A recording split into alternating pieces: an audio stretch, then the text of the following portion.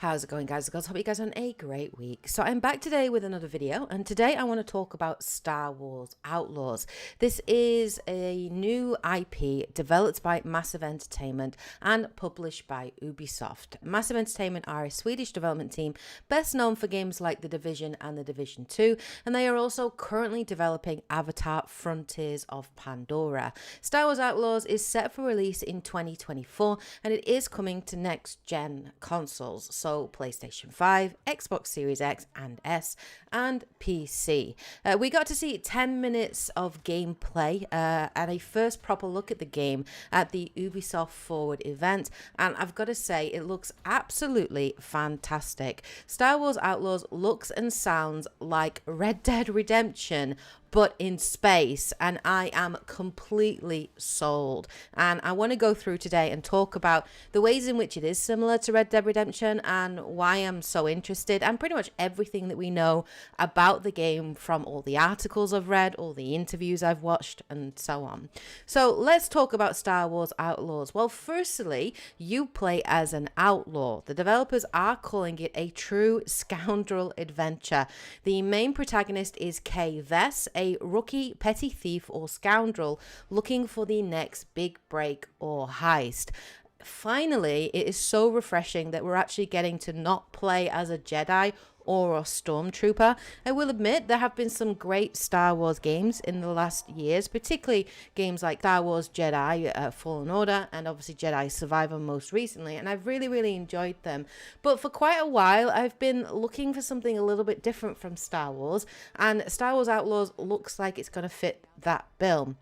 The game is set between The Empire Strikes Back and The Return of the Jedi. The Empire is still very much at its peak, despite taking some blows from the rebellion. And in the midst of all this conflict, the criminal underworld has taken pockets of opportunity and are expanding their operations.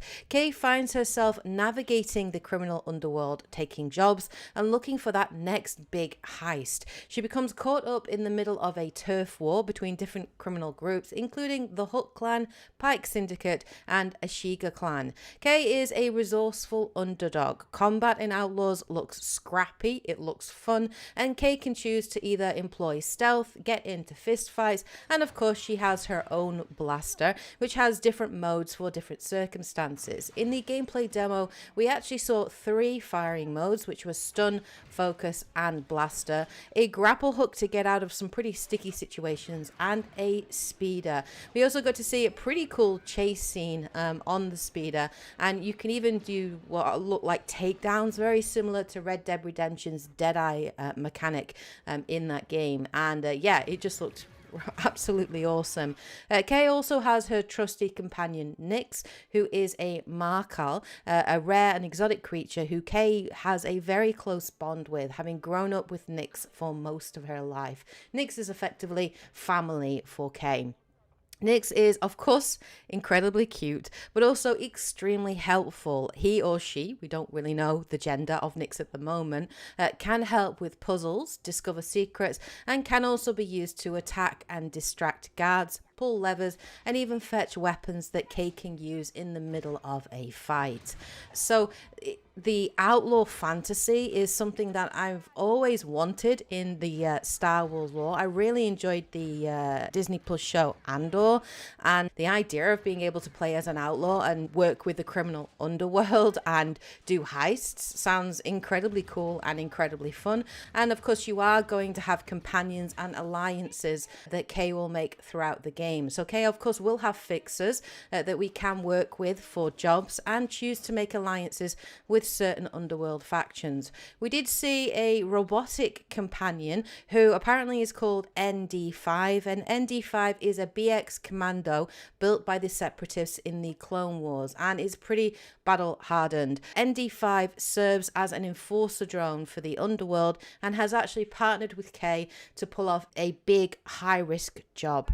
The developers also are very much promoting the open world nature of the game, and it was this element of the gameplay that just shocked me the most, and I was really taken aback by it. I was not expecting the sheer scale of this game. But Julian Garrity, the creative director of Outlaws, called Star Wars Outlaws the first open world Star Wars game.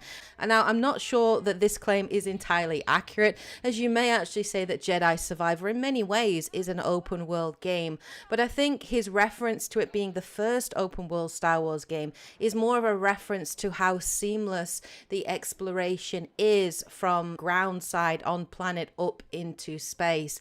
The developers said that when they did develop the game, they wanted to focus on seamless travel and seamless exploration, so going from foot in the middle of a fist fight or a gunfight onto your speeder, then onto your ship, out into atmosphere, into space, potentially having dogfights or space combat, and then you can use that hyperdrive to jump into another system and explore. There will be space combat, so we did actually get to see some dogfighting, which had me incredibly excited, and apparently there will also be bigger ships as well and bigger battles that we'll maybe take part in or fly through. In terms of Kay's ship, the ship is actually called the Trailblazer. It is an EMC 850 light freighter from the Republic era, and effectively it is Kay's home. I think she's had this ship for quite a while and kind of made it her own. There is very much a focus on discovery and exploration. Apparently every planet you visit will have a distinct profile, so unique wildlife and ecosystem. The gameplay demo itself was set on the moon of Toshara, which is a completely new location we haven't seen before in Star Wars lore, which apparently is a hive of underworld activity and a pretty good place to pick up jobs in the Outer Rim. The fourth element of the game, of course, is the RPG elements and player agency. In the criminal underworld, you basically live and die by your reputation. And there is going to be kind of a reputation system within Outlaws, which will very much affect your freedom within the game and also how the game kind of pans out. You can make key decisions, and it looks like there will be consequences to these. So we did actually get to see in the gameplay showcase that Kay at one point had the option to accept a bribe from the Galactic Empire or not. In the gameplay, Kay chose not to accept that bribe, and actually as a result the wanted system kicked in, and we had to pretty much get off planet pretty quickly as the Galactic Empire were hunting us down. Now this wanted system is a fairly large part of the game. If you are caught or you challenge the Empire, your wanted level will increase, and of course the more that you do that, the higher your wanted level, and this will actually increase the amount of forces but also maybe the strength of those forces that are sent your way. So it is very much something to keep in mind. If a job that you take hurts a syndicate as well, those opportunities with that syndicate that you may well have otherwise have had will actually become less available. So it does look like you will have to choose what jobs to take, maybe try and stay as stealthy as possible, get out, don't get discovered so they don't know it's you, and therefore there aren't consequences to that. So it does look like there is going to be definitely some elements of RPG elements to the game, and those very much have me interested. There will also be some light RPG elements in terms of upgrades and progression, so you can discover modules and actually upgrade, personalize and customize your blaster, speeder and ship. The depth of this customization though still remains to be seen, but the idea that you can customize your blaster is very cool. We did get to see the three firing modes, so maybe you can add other modes to it, which would be awesome. And obviously you're a scoundrel, so you're going to need to use gadgets and weapons and your wits about you to get out of a sticky situation, rather than being able to rely on the Force and your Jedi powers. So that for me is really interesting. I like the fact that Kay is quite sassy. I like the fact that Kay is kind of a rookie, and I like like the fact that she's a bit of a survivor, and I'm excited to play as that kind of character. And definitely Star Wars Outlaws looks fantastic. It looks like Red Dead in space, which is something that I'm very ready for, and I'm really looking forward to picking it up and checking it out when it releases in 2024.